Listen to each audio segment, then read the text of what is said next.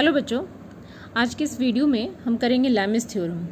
Lami's theorem यहाँ पे physics में इसलिए इम्पॉर्टेंट हो जाता है कि कई सारे क्वेश्चन को, न्यूमेरिकल क्वेश्चन को सॉल्व करने के लिए इस थ्योरम के रिज़ल्ट जो हैं उसको हम यूज़ करते हैं और इसके जो कॉन्सेप्ट हैं उसको हम यूज़ करते हुए न्यूमेरिकल्स प्रॉब्लम को बहुत ही आसानी से कर सकते हैं। तो इसका रिज़ल्ट बहुत इंपॉर्टेंट है और इसमें अभी इस वीडियो में हम इसका स्टेटमेंट और जो प्रूफ है लैमिस थ्योरम का वो हम करने जा रहे हैं। तो स्टेटमेंट क्या है? सबसे पहले तो स्टेटमेंट हम देखते हैं कि लैमिस थ्योरम क्या है। तो यहाँ पे लिखा है कि Lami's theorem which state that if three forces acting on a particle keep it in equilibrium, then each force is proportional to the sine of the angle between the other two forces. अब इस theorem में यहाँ पे दो तीन words पे ध्यान देने वाली बात है कि थ्योरम में है कि अगर यहाँ पे लिखा है कि if three forces acting on a particle keep it in equilibrium, यहाँ पे तीन फोर्सेस अगर इक्विलिब्रियम में यहाँ पे एक्ट हो रहे हैं किसी भी पॉइंट पे, किसी भी पार्टिकल पे, then each forces is proportional to the sine of angle between the other two forces. तो जो फोर्स है वो जो ऑपोजिट जो फोर्स होंगे उनके बीच का जो एंगल होगा उसके प्रोपोर्शनल होगा। इसको हम और भी अच्छे से क्लियरिटी के साथ यहाँ पे डायग्राम्स हम समझते हैं। यहाँ पे देख सकते हैं कि थ्री फोर्सेस, मान लेते हैं कि F1, F2, F3 तीन फोर्सेस है जो कि एक पॉइंट पे लग रहा है। अब ये तीन फोर्सेस में कंडीशन ये भी है कि तीनों फोर्सेस को कोप्लानर होना चाहिए, एक ही प्लेन पे तीनों फोर्सेस एक्ट होने चाहिए। ऐसा नहीं कि एक फोर्सेस ऊपर नीचे हो या ऊपर साइड में हो या नीचे साइड में हो, वैसा नहीं, एक ही प्लेन पे तीनों फोर्सेस होने चाहिए, एक पॉइंट पे होना चाहिए और तीनों फोर्सेस को इक्विलिब्रियम में होना चाहिए। तो कॉन्ग्रुएंट भी होना चाहिए। कॉन्ग्रुएंट का मतलब है कि तीनों फोर्सेस एक पॉइंट पे लगने चाहिए और इक्विलिब्रियम का मतलब है कि अगर F1, F2 एंड F3 तीनों फोर्सेस को अगर हम ऐड करते हैं तो उसका सम जो है वो ज़ीरो होना चाहिए। जैसे कि इस तरह का कॉन्सेप्ट में यहाँ पे लिखा हुआ है कि number of forces acting at the same point are called concurrent forces. और दूसरा पॉइंट लिखा है number of concurrent forces are set to be in equilibrium if their resultant is zero. Means कि अगर एक ही पॉइंट पे एक से ज़्यादा कई फोर्सेस लग रहे हैं और वो उसको अगर कहा जा रहा है कि इक्विलिब्रियम में है तो इसका मतलब है कि F जो टोटल है F equals to F1 plus F2 plus F3 plus so on equals to zero. सारे फोर्सेस का सम यहाँ पे ज़ीरो हो जाएगा। तो ये दो पॉइंट इंपॉर्टेंट है और साथ में एक तीसरा पॉइंट है जो कि सारे फोर्सेस को कोप्लानर होना चाहिए। इस कंडीशन में यहाँ पे लैमिस थ्योरम के according F1 is proportional to alpha, F2 is proportional to beta and F3 is proportional to gamma. तो यहाँ पे देख सकते हैं कि F1 के ऑपोजिट जो दो फोर्सेस हैं वो F2 एंड F3 और इन दोनों के बीच का एंगल जो है वो अल्फ़ा है। तो F1 is proportional to alpha, same F2 is proportional to beta and F3 is proportional to gamma. ये इसका स्टेटमेंट है जो कि लास्ट में हम रिजल्ट जो है फाइंड करते हैं, उससे ये थ्योरम बन जाता है। लेकिन यहाँ तक पहुँचने के लिए थोड़ा सा हम इसमें चाहते हैं, बहुत ज़्यादा डीप डिटेल में नहीं जाएंगे, हम थोड़ा इसको शॉर्ट में ही करेंगे। तो यहाँ पे जो क्वेश्चन लिखा है कि state and prove Lami's theorem. तो Lami's theorem show a particle O under equilibrium of three congruent forces F1, F2 and F3।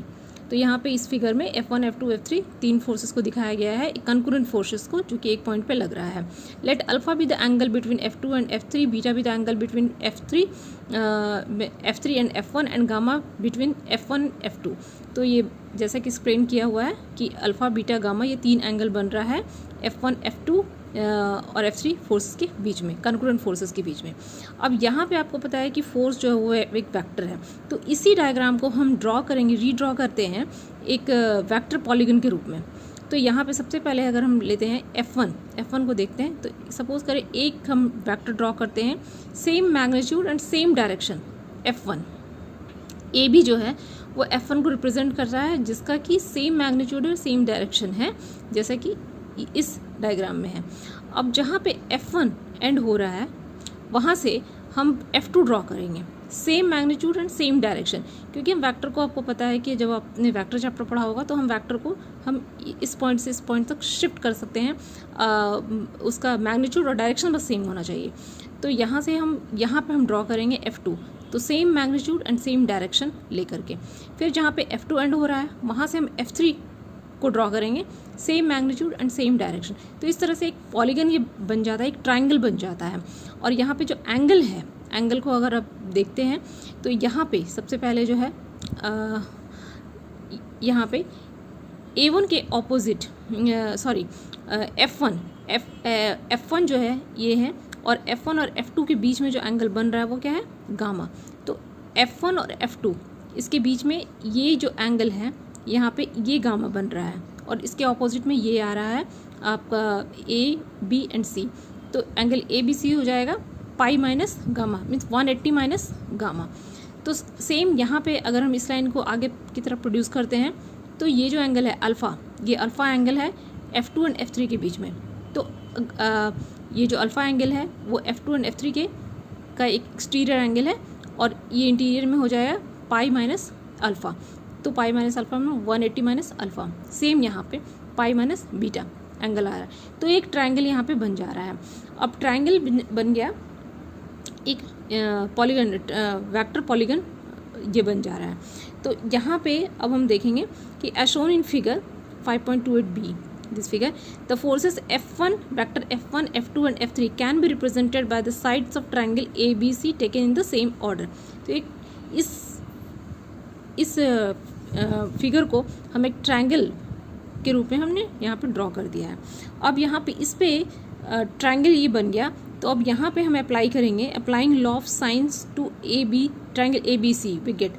अब लॉ ऑफ साइंस जो है हम अप्लाई करेंगे, जो कि एक मैथ्स में आपने पढ़ा होगा। यहाँ पे इसके बारे में हम डिटेल यहाँ पे अभी हम नहीं जाएंगे, लेकिन जब मैथ्स में आपने पढ़ा होगा कि यहाँ पे लॉ ऑफ साइंस के अकॉर्डिंग हम लिख सकते हैं F1 मीन्स कि AB is proportional to this angle pi minus alpha.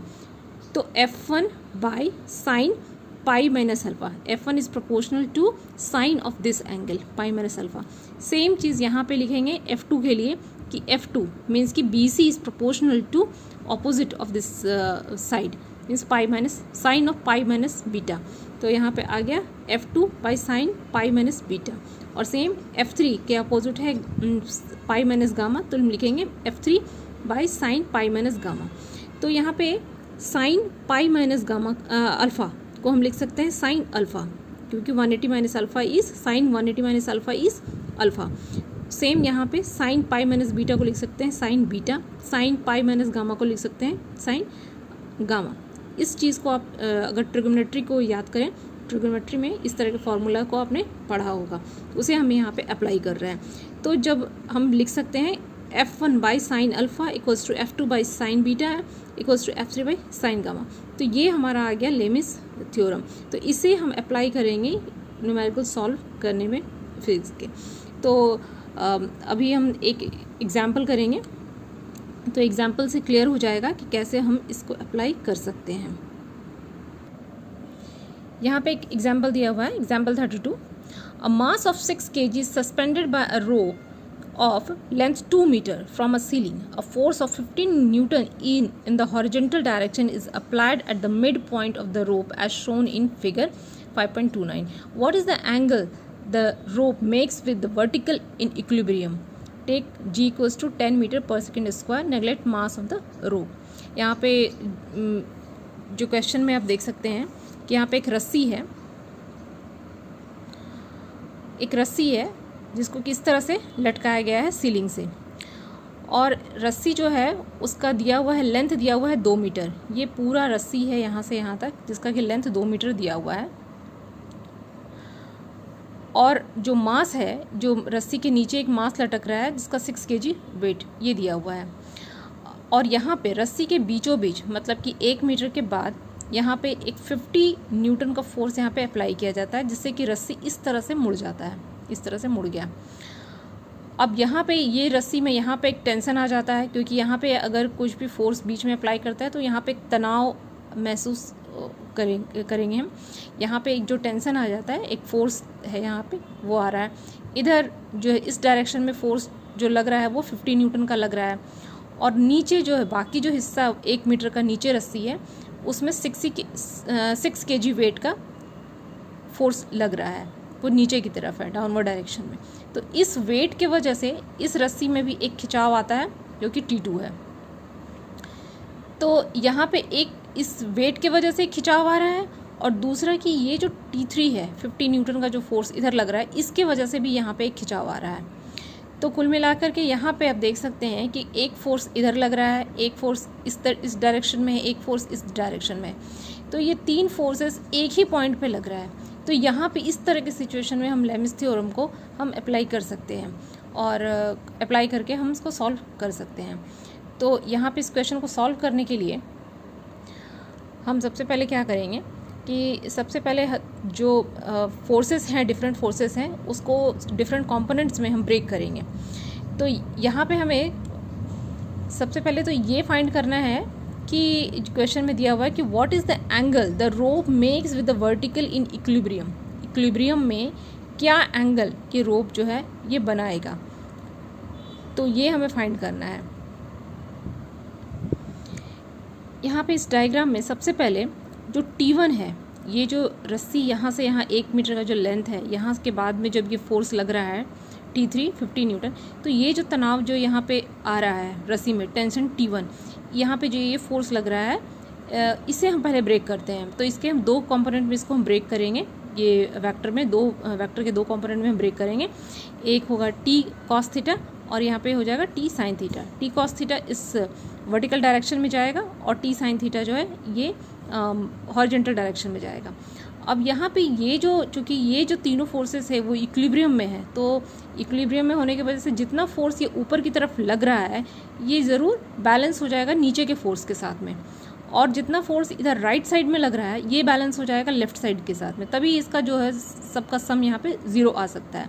तो इस तरह से हम लेमिस थ्योरम को यहाँ पे इस तरह से अप्लाई कर सकते हैं कि चूँकि ये इक्विलिब्रियम में है, यहाँ पे क्वेश्चन में दिखा हुआ है कि ये इक्विलिब्रियम में है, तो जितना फोर्स राइट की तरफ होगा उतना ही लेफ्ट की तरफ भी लगेगा, और जितना अप की तरफ है उतना ही डाउन की तरफ लगेगा। तो यहाँ पे ये जो टेंशन है, इसको जब हम दो कॉम्पोनेंट में जब हम डिवाइड करते हैं तो ये T cos theta T sin theta ये बराबर हो जाएगा। यहाँ पे आगे हम देखते हैं कि T1 sin थीटा, ये जो फोर्स है T1 sin theta equals to T3 कितना है 50 न्यूटन। तो 50 न्यूटन जो है ये दिया हुआ है, ये गिवन में दिया हुआ है। तो T3 sin थीटा 50 न्यूटन हो जाएगा, क्योंकि ये बैलेंस है, इक्विलिब्रियम में है, तो ये जितना फोर्स राइट में होगा उतना ही लेफ्ट में होगा। ये सीधा इस तरह से कॉन्सेप्ट इसका चलेगा। अब यहाँ पे T cos थीटा, ये जो है फोर्स जो ऊपर की तरफ जा रहा है, T cos थीटा जितना ऊपर की तरफ लग रहा है तो उतना ही फोर्स नीचे की तरफ हो जाएगा। तो जितना T1 cos theta will be equal to this hanging force 6 kg weight के बराबर ही हो जाएगा, मीन्स कि T2 के बराबर हो जाएगा। तो यहाँ पे आ जाएगा T cos theta equal to T2 equal to 6 kg weight equal to 60 newton. 60 newton इसलिए क्योंकि यहाँ 6 को मल्टीप्लाई किया गया है acceleration due to gravity G से 10 मीटर पर सेकेंड स्क्वायर से, तो यहाँ पे हो गया 60, तो 60 न्यूटन के बराबर हो गया। अब यहाँ पे ये इक्वेशन नंबर इसे हमने 1 मान लिया है, T1 sin theta equals to 50 newton को, और T1 cos theta equals to 60 newton को यहाँ पे सेकंड इक्वेशन मान लिया है। अब डिवाइडिंग 1/2 यहाँ पे किया गया है, तो इसको जो हम इससे डिवाइड करेंगे तो हो जाएगा T sin theta divided by T cos theta equals to 10 theta equals to 5/6, और theta equal to 10 inverse 5/6 that is 39.8 degree. तो इस तरह से ये थीटा हमें फाइंड करना था, जो कि इतना निकल के आ गया है। तो यहाँ पे हम देख रहे हैं कि यहाँ पे इक्विलिब्रियम का कॉन्सेप्ट है, कॉन्सेंट्रिक फोर्सेस का, कंकरेंट फोर्सेस का यहाँ पे कॉन्सेप्ट यहाँ पे यूज़ किया गया है। और जो जिस तरह से लेमिस थ्योरम में हमने पढ़ा कि यहाँ पे जो प्रोपोर्शनल होता है, किस तरह फोर्स जो है वो प्रोपोर्शनल होता है अपने ऑपोजिट एंगल का, वो तो उसको सारे कॉन्सेप्ट को यहाँ पे यूज़ किया गया। यहाँ पे डायरेक्ट आप अगर देखेंगे तो हमें इस तरह का अगर कोई फार्मूला यहाँ पे आपको नज़र नहीं आ रहा है, बट ये कॉन्सेप्ट उसी कॉन्सेप्ट पे ये बेस्ड फार्मूला है। तो कॉन्सेप्ट होने से ही ये क्वेश्चन जो है, इस तरह के क्वेश्चन को हम बहुत आसानी से, इतने बड़े क्वेश्चन को हम बहुत आसानी से 4 लाइन में यहाँ पे सॉल्व कर दिया गया है। अभी के लिए इतना ही, थैंक यू।